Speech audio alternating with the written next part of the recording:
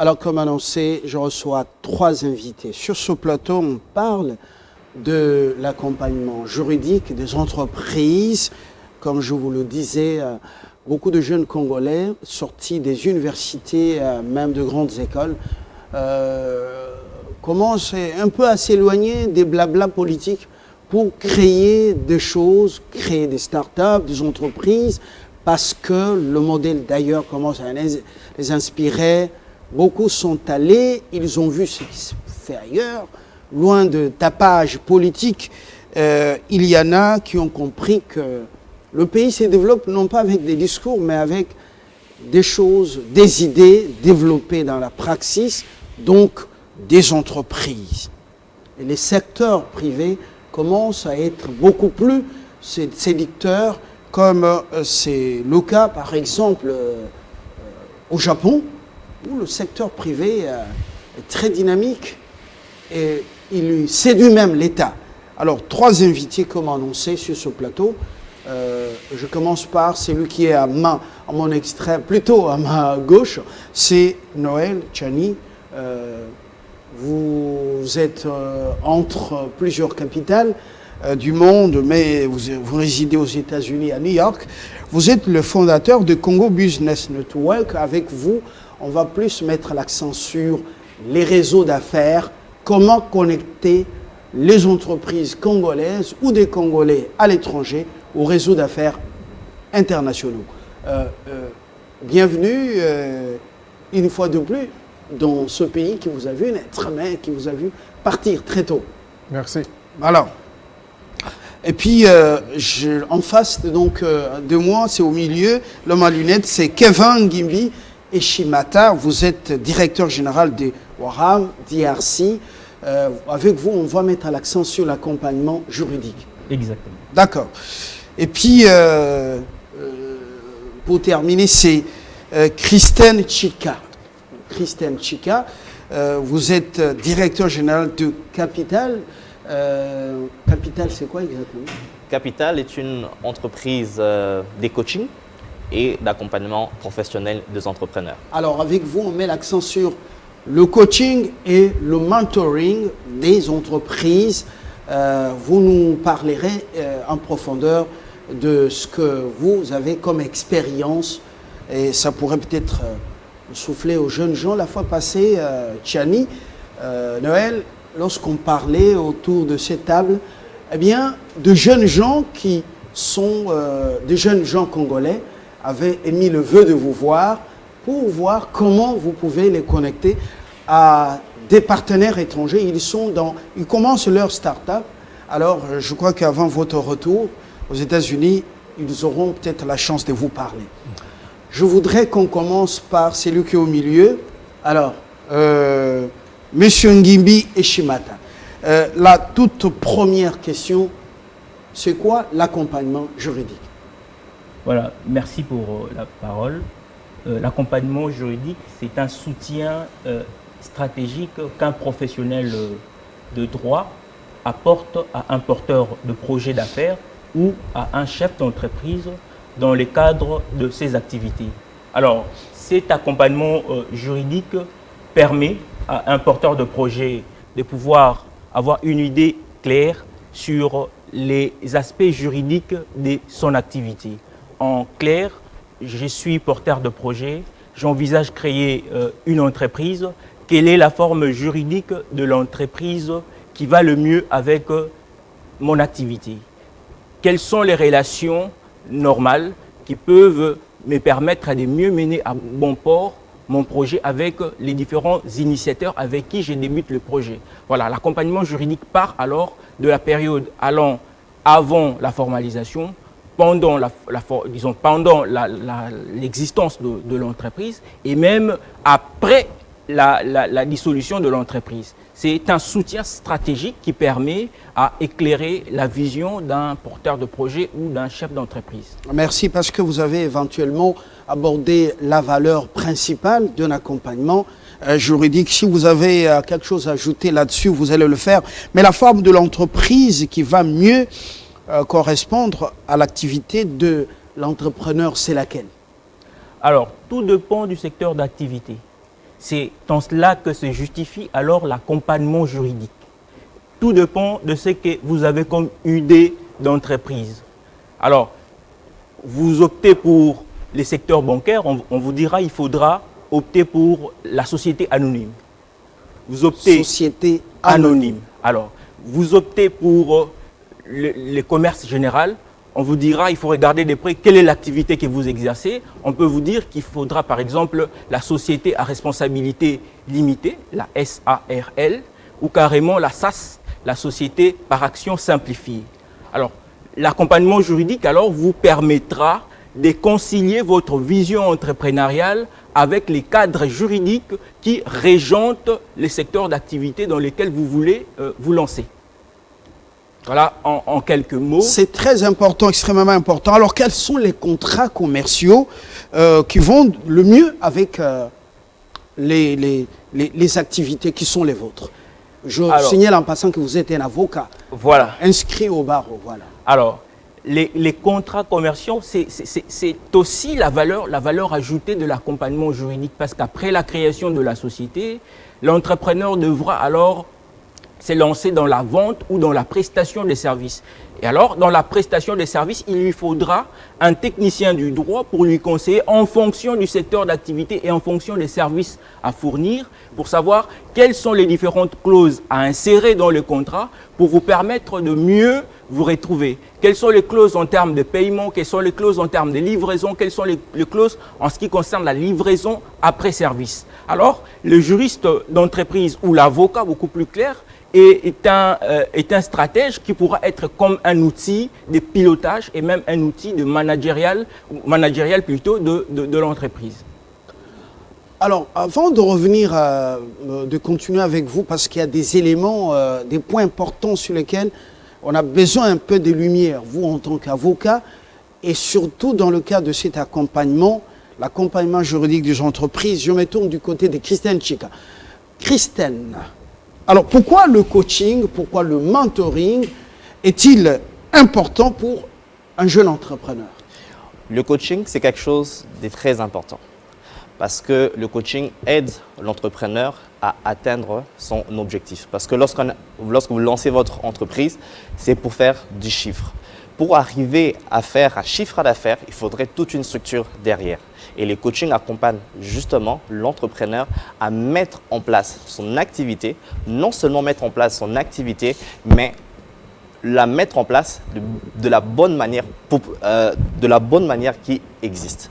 Et voilà pourquoi les coachings donnent des outils, des éléments, des orientations, des bonnes informations pour que l'entrepreneur puisse réussir son business. Alors, la différence, pour fixer ceux qui nous suivent, parce que nous sommes en direct, la différence entre le coaching et le mentorat, est-ce qu'il y a un distinguo ou c'est la même chose? Il y a une grande différence. Le coaching, c'est un accompagnement limité dans le temps qui vise un objectif précis. Par contre, le mentorat, c'est une personne d'expérience, une personne qui est déjà arrivée là où vous voulez arriver, qui vous partage son expérience, qui vous partage ses orientations. Donc, c'est une relation il faut qu'il soit sincère, ce mentor. Exactement. Il faut qu'il soit sincère. Voilà, il vous partage mais ses comme échecs. chez nous, on aime évoluer seul, réussir seul, il faut que vous tombiez sur un bon mentor. Exactement. Oui. Donc, en résumé, le coaching vous donne des outils pour avancer. Le mentorat vous donne la bonne information. Et quelle est la vraie réalité du coaching en République démocratique du Congo? Tout à l'heure, j'étais en train de parler de la bonne foi, la réalité du coaching dans notre pays. Pour vous, jeunes dans ce domaine. Ça fait 7 ans que je suis coach ici et c'est quelque chose qui est encore ignoré. Les entrepreneurs ne sont pas suffisamment informés.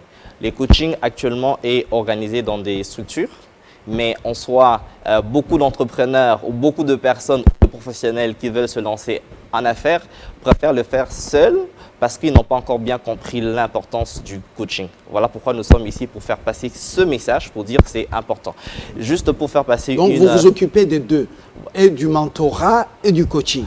Le mentorat, parce que ça fait aussi 4 ans que je suis entrepreneur, que je dirige, voilà, que je dirige une entreprise, donc je peux partager mon expérience. C'est Capital, n'est-ce pas? Oui, exactement.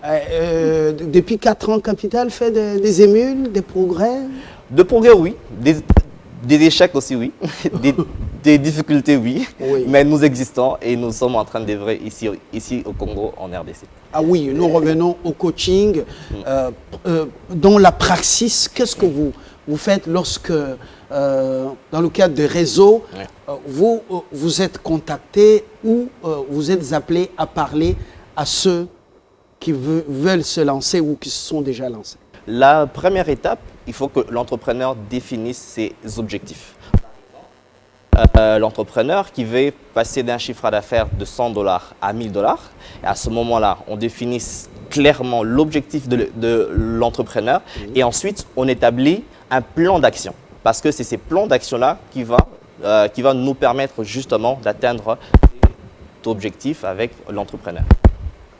Alors, d'autres préoccupations, je les garde. Je reviendrai à vous. Question de faire le tour justement des invités. Noël, d'abord, comment vous vous êtes rencontrés? Mais c'est ça la puissance du réseau. C'est ça la puissance du réseau en quelque sorte. Donc, comme peut-être vous le savez, c'est depuis 2018 qu'on a lancé Congo Business Network. C'est dans le contexte de ces lancements qu'on a pu identifier beaucoup de personnes au Congo dans l'entrepreneuriat, Kevin, Christine, il y a beaucoup d'autres personnes ici, Bonimaya, Djomupondo, Pierre Kabambi qui font partie aussi.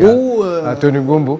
D'ailleurs, on devrait être avec lui s'il était ici. Également. Il est actuellement donc, aux États-Unis, c'est pourquoi il n'est pas ici. Donc, voilà, c'est ça la puissance du réseau. En 2016, octobre 2016, j'étais ici et j'ai juste constaté que c'était très difficile de connaître qui sont d'autres entrepreneurs ici à Kinshasa. Il n'y avait pas la visibilité. Donc, ça prend beaucoup de temps quand on venait ici pour une semaine, 2 semaines, 3 semaines, même pendant 1 mois. Et il vous faut un moyen, un système qui vous permet de connaître les acteurs dans l'écosystème, d'entrer en contact avec eux d'une manière un peu plus vite. C'est ça l'utilité d'un réseau d'affaires au niveau local. Mais à l'international aussi la même chose. Vous êtes un entrepreneur ici à Kinshasa, vous voulez connaître, vous voulez savoir qui sont d'autres entrepreneurs congolais au Canada, aux États-Unis, en France, en Belgique, en Afrique du Sud.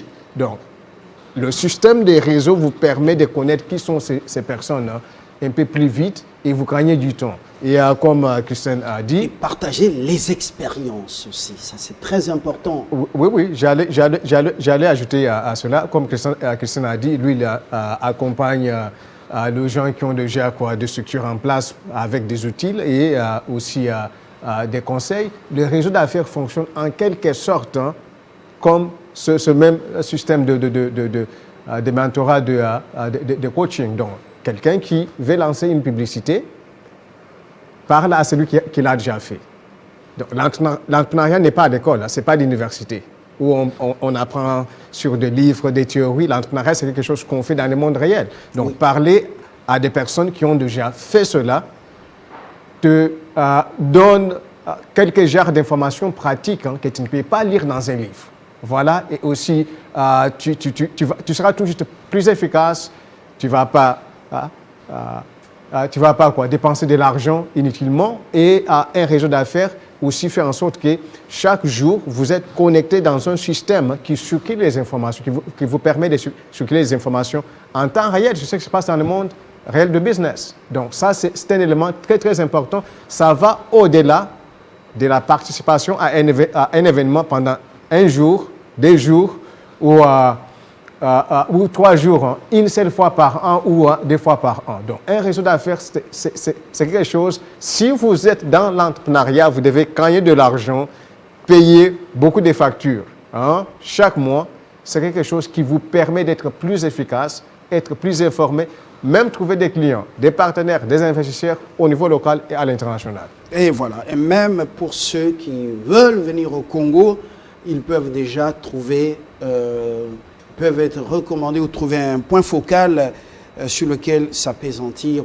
Alors, je crois qu'après, le jeune Jean qui m'a posé beaucoup de questions par rapport à l'émission de la fois passée, même si vous rentrez aux États-Unis, il faudra que je puisse brancher ces jeunes gens qui ont leur start-up, que je puisse les brancher sur Chica, Christine. Il pourra peut-être être d'une importance capitale pour eux dans le cadre de coaching. Exactement. Alors, vous avez expliqué Congo Business Network, les motivations de sa création. Le réseau d'affaires assiste les entrepreneurs à être connectés pour rester informés sur le monde des affaires. Alors, ce réseau donne de la visibilité, vous l'avez dit, au parcours et solutions des entreprises. En plus de ces objectifs, qu'est-ce qui a déjà été fait? Combien sont dans ces réseaux que vous avez créés? On a plusieurs personnes. Déjà, est-ce qu'on a les statistiques? On a plusieurs personnes dans les réseaux à Hong Kong, à Montréal, aux États-Unis. On a des personnes en Belgique, en France, en Afrique du Sud, ici au Congo, à Kinshasa, à Lubumbashi, à Koma. Et on est suivi à presque 24 000 abonnés sur LinkedIn actuellement. On a une visibilité qui concurrence des grandes sociétés ici au Congo aussi. Mais pour ceux qui ont des ambitions justement, qui veulent opérer au standard international et savoir ce qui se passe aussi à l'international, comment s'informent-ils sur Congo Business Network?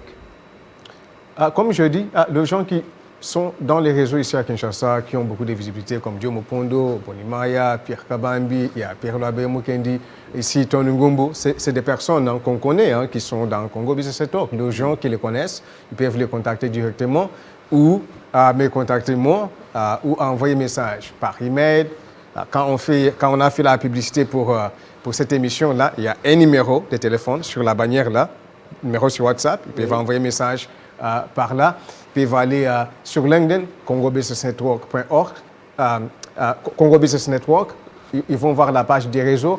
On a un site internet, congobusinessnetwork.org, où ils peuvent aussi avoir les informations sur la façon dont les réseaux fonctionnent. Et comment participer, par exemple, aux événements business majeurs à l'international, lorsque on est au Congo et qu'on veut s'ouvrir au monde et apprendre beaucoup. Vous l'avez dit, tout ne s'apprend pas à l'université. Il y a des expériences riches, plus que le temps qu'on passe à l'université. Qu'est-ce qu'on peut faire dans le cadre de Congo Business Network? Ça fait partie de l'utilité, la valeur ajoutée d'un réseau d'affaires, surtout international. Oui. Donc, c'est-à-dire qu'il y a des personnes à l'étranger et ici au Congo.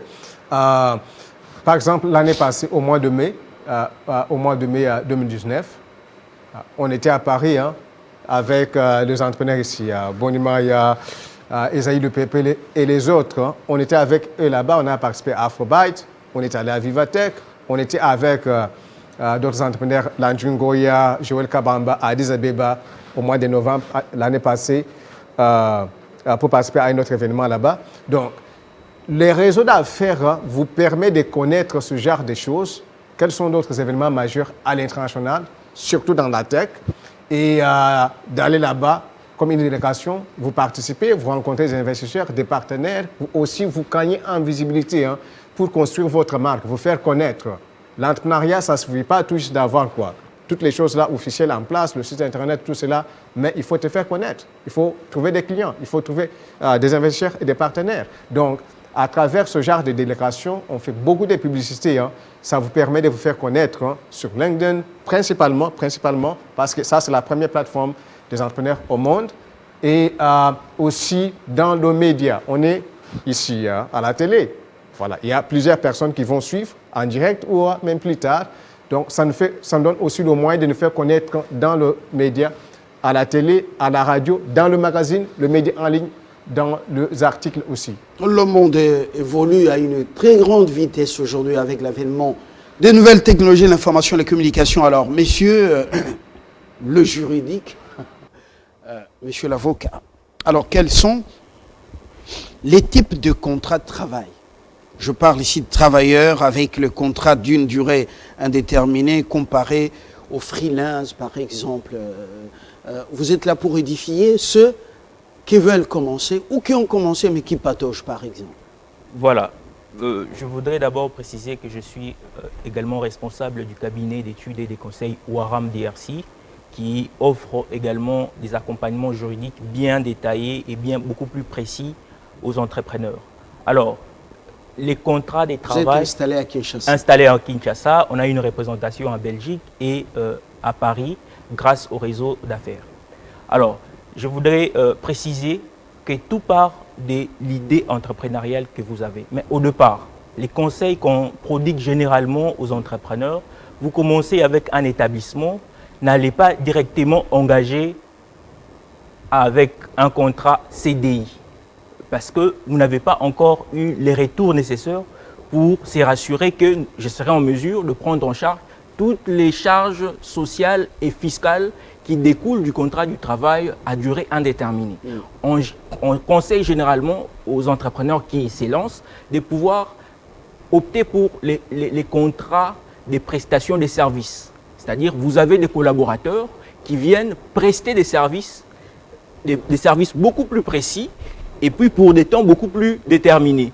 Question pour vous de vous rassurer que l'activité est rentable, question pour vous de pouvoir implémenter votre activité et d'avoir des retours en termes financiers. Alors, on est au niveau de contrat à durée déterminée. Alors, on commence par des freelances, c'est-à-dire freelance, quelqu'un qui n'est pas votre travailleur, mais qui est un prestateur de service. C'est-à-dire il ne vient que prester et après sa prestation, vous payez la prestation. Vous pouvez vous attendre pour une période allant de, par exemple, de 2 à 3 mois. Question pour vous de voir si les modèles économiques fonctionnent, de se rendre compte du retour que vous avez, de se rassurer des retombées de votre investissement. Alors après, il faudra envisager alors un contrat à durée déterminée. Alors là, on quitte les stades du contrat. On quitte le freelance pour ce qu'on appelle l'OCD. Les CDD. CDD, ouais. Voilà. Alors après les CDD, on va passer, parce que le CDD est encadré par le Code du travail, nous allons passer des CDD en CDI. Et là, CDD, ça vous prend déjà, les contrats de travail à durée déterminée, vous prend déjà 2 ans. Alors, avec 2 ans d'année d'existence, oui, l'entrepreneur est déjà assis avec une certaine visibilité appartenant à un réseau d'affaires. Oui. C'est déjà facile pour un entrepreneur de se rassurer des retombées, des retours en termes d'investissement. Alors, il pourra alors s'engager à un contrat à durée indéterminée avec toutes les conséquences fiscales qui en découlent. C'est d'ailleurs le pourquoi de l'accompagnement juridique. Il vous faut un technicien du droit, un cabinet qui pourra être à vos côtés pour pouvoir vous donner les directions qu'il faut avoir, les options managériales qu'il faudra mobiliser pour mieux s'élancer dans les affaires. Voilà. Et quel est justement le moyen, l'entreprise a mis en place pour recouvrer par exemple les créances? Voilà. Ça, c'est également l'un des soucis que rencontrent les entrepreneurs après la création et même après la prestation des services. Vous rencontrez avec de potentiels clients qui bénéficient de vos prestations ou de vos produits, mais par la suite, les clients n'acceptent plus ou carrément se trouvent en difficulté de pouvoir vous payer. Et là, les techniciens du droit pourront vous conseiller dans le cadre de prestations, par exemple dans les termes et conditions des prestations ou des produits, insérer des clauses de préférence en termes de paiement, déterminer les échéances de paiement, déterminer les indemnités en cas de non-paiement dans les délais. Alors, ça, ce sont des conseils beaucoup plus pratiques qu'on donne dans le cadre d'un accompagnement des vies d'une structure. Alors, la dernière question avec vous, justement, parce que ça commence à devenir intéressant lorsque on constate qu'on a des ambitions et qu'on veut être propriétaire d'une affaire qui tient la route. Alors, quel conseil juridique dans les démarches pour trouver, par exemple, des investisseurs? C'est ça. Tout part de la structuration de l'activité. Quelle est la forme de l'entreprise que vous avez choisie? Combien de partenaires avez-vous dans le cadre de votre activité?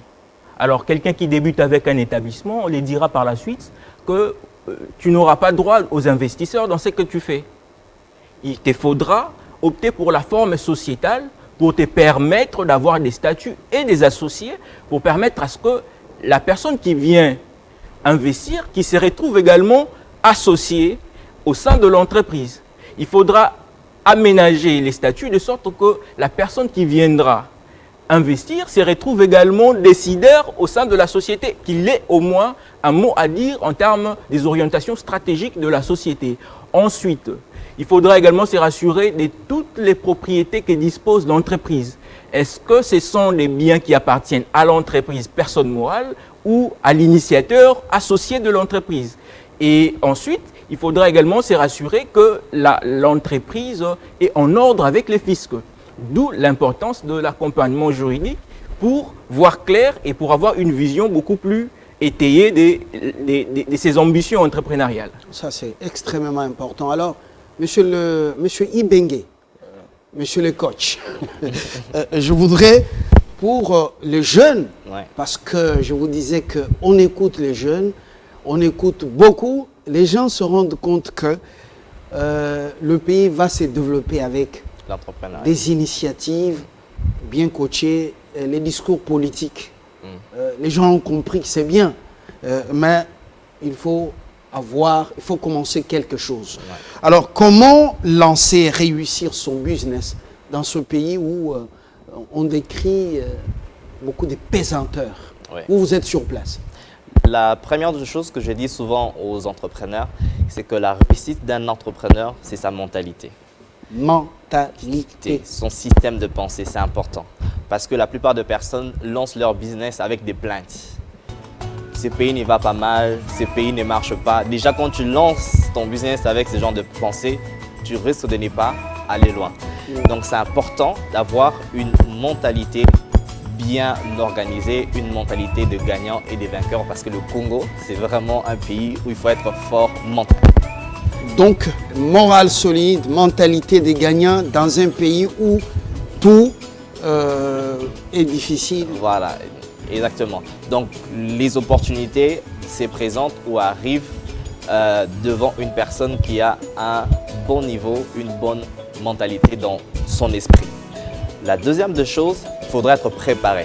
Préparé par le coaching, bien sûr. Au-delà de l'accompagnement juridique qu'il faudrait avoir des outils, s'organiser. Déjà, à la base, il faut avoir un modèle économique. Vous avez une idée, cela ne suffit pas. Il faudrait savoir est-ce que votre idée est rentable et comment est-ce que l'argent va entrer dans mon entreprise. Si je sais comment l'argent va entrer, c'est la troisième étape, comment est-ce que je vais vendre mes produits et mes services? Parce que c'est important. Si vous ne vendez pas, l'argent n'entrera pas. Et pour ça, il faut mettre en place des stratégies de communication, des stratégies marketing efficaces pour attirer des clients. Et votre produit ou le service que vous avez doit avoir une cible bien précise. Parce que les entrepreneurs aujourd'hui lancent leur business en disant qu'est-ce que tu veux vendre? Je veux vendre des chemises. Mais à qui? À tout le monde. On ne peut pas vendre à tout le monde dans le business. Il faut bien construire son profil client. Je vais vendre aux personnes qui aiment tel type de vêtements, tel type de vêtements. Et là, c'est important de pouvoir préciser sa cible. Donc, je pense que mettre ces choses ensemble, ça fera que, bien sûr, une personne puisse bien lancer et réussir son business. Donc, la mentalité de l'entrepreneur détermine la réussite de son affaire. Exactement, très important. Donc, il faut avoir un moral solide. Il ne faut pas arrêter donc, ou se décourager, voilà. Quels que soient les obstacles. Vous avez parlé aussi des échecs pour votre expérience personnelle. Donc, il faut foncer. Exactement. Alors, à l'international, vous, c'est la visibilité. Tous aussi, vous, personnellement, vous gagnez en quoi? Travaillez seulement en faveur du Congo et de start-up ou des entreprises. Vous gagnez comment, vous? Comment je gagne personnellement? Oui. Je précise que Congo Business Network n'est pas une entreprise. C'est un réseau qui existe pour faire en sorte qu'il y a une montée de l'écosystème entrepreneurial au Congo. Ce n'est pas pour me profiter personnellement. Moi, j'ai une entreprise qui s'appelle Agir Global. Je facture 2 clients à travers cette entreprise-là. C'est comme ça que je reçois de l'argent. D'ailleurs, j'ai accompagné un investisseur américain que nous avons rencontré personnellement. Voilà, qui vient tout juste de rentrer. Donc, c'est comme ça que je fais des affaires. On ne doit pas nécessairement voir le système des réseaux comme un moyen de gagner de l'argent personnellement, s'enrichir, parce que c'est en principe la mentalité qu'on trouve dans la politique, non ici. Et tout le monde est fatigué de ce genre de mentalité-là. Donc, l'écosystème d'un réseau fonctionne en quelque sorte pour permettre aussi des personnes qui sont dans la diaspora de connaître ce qui se passe au Congo, dans le monde des affaires. Voilà, connaître qui sont les acteurs, ceux qui veulent investir. Je parle avec beaucoup de personnes au Canada, aux États-Unis, en Europe, qui cherchent à se lancer dans des activités commerciales ici. Ils ne connaissent pas. L'un des plus grands problèmes, c'est quoi? Les informations. Ils ne connaissent pas à qui parler. Donc, c'est aussi notre moyen de contribuer au développement du Congo. Parce que si tout ce qu'on fait... Au lieu de venir tomber sur des charlatans qui vont vous faire de l'argent, vous mener des aventures, voilà, il faut des personnes qualifiées et des boîtes qualifiées pour canaliser les efforts ou les démarches. Ça, c'est très important. Comme Christian a dit, il faut un modèle économique à tout ce qu'on fait. Les réseaux ont un modèle économique. Donc, pour être dans les réseaux de façon officielle, il faut payer. Il faut payer. C'est comme ça qu'on fait vivre les réseaux.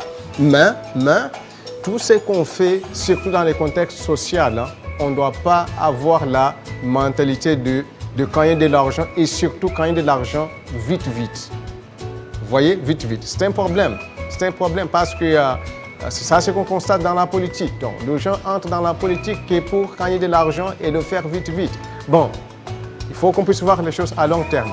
Comment on arrive à contribuer au développement de ce pays et surtout les jeunes entrepreneurs. Parce qu'un pays qui n'a pas de entrepreneurs ne va pas aller loin.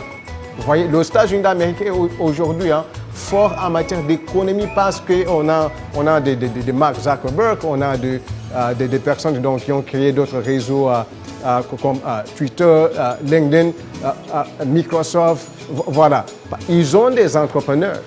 Mais si le Congo n'a pas des entrepreneurs, bon, en tout cas, il faudra tout juste attendre que tout vienne de la politique et la politique ne peut pas tout résoudre.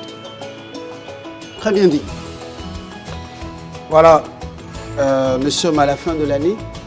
Donc, 48 heures, c'est 2021. Un message d'espoir. Je commence par le coach. Ibenge, c'est pour doper le moral de ceux qui se découragent déjà. Parce qu'il y en a qui viennent, qui commencent bien. Ils disent non, ici, là, ce pays, moi, je dois rentrer. Rien ne marche. L'Internet, accès à l'Internet, problème. Des pesanteurs, les gens sont des margoulins, beaucoup de découragement. Un message d'espoir. Ce que je peux dire, c'est qu'il faut être focalisé sur la solution et non sur le problème. C'est quelque chose de très important. Lorsque vous êtes buté face à un obstacle, à une difficulté, il faut penser solution au lieu de penser problème ou difficulté. Très bien dit. Alors, monsieur l'avocat, l'accompagnateur juridique. Une pensée particulière à tous ceux qui ont traversé des moments très forts, très durs, durant toute cette année, qui n'a pas été facile aussi bien pour les politiques et pour les entrepreneurs. Le focus, un peu comme M. Chika vient de le dire, demeurons positifs et travaillons pour l'avenir. Merci. Beaucoup d'initiatives germent, mais l'environnement, c'est un environnement difficile. Un peuple qui fait toujours le contre-pied, qui prend le contre-pied des normes. Il est difficile même de conduire sur les routes de Kinshasa. Regardez, les avenues secondaires ne sont pas asphaltées. Pas d'insigne, c'est-à-dire il n'y a même pas de nom. Si ici on crée une histoire à l'Amazon, comment faire arriver un produit devant la porte de quelqu'un quand les avenues n'ont même pas de nom? Est-ce que cet environnement est facile? à l'investissement. Oui, moi je vois ça et je peux comparer avec ce que je vois à l'extérieur. Mais on ne peut pas tout changer et tout changer vite. On doit commencer quelque part. Voilà. On va vers 2021. On commence où? Il y a un juriste. Vous voulez lancer une activité commerciale? Commence avec lui, tout juste la discussion, même si vous n'êtes pas en mesure de payer pour les moments. Et maintenant, quand vous aurez mis la structure en place de façon formelle, travaillez avec Christian Chika, qui vous donne des conseils, qui vous assiste avec des outils pour construire ce que vous êtes en train de chercher à faire. Et vous pouvez aussi vous intéresser à des structures comme Congo Business Network pour savoir d'autres personnes dans l'entrepreneuriat ici au niveau de Kinshasa comme Joe Mukondo, Bonimaya et les autres qui peuvent assister les jeunes entrepreneurs à apprendre et à éviter des erreurs. Donc, en quelque sorte, commence quelque part. N'attends pas un moment parfait. Aux États-Unis, actuellement, là, il y a plein de problèmes avec les corona et la situation économique. Donc, voyez, au Congo, il y a aussi des problèmes de routes, comme vous avez constaté l'Internet. Mais commence quelque part et va petit à petit. Saisir les nouvelles opportunités, parce que la crise nous inspire aussi des nouvelles idées et des nouvelles débouchés. Je vous remercie, Noël Tchani. Merci également à Kevin ou Kevin Kevin Eshimata.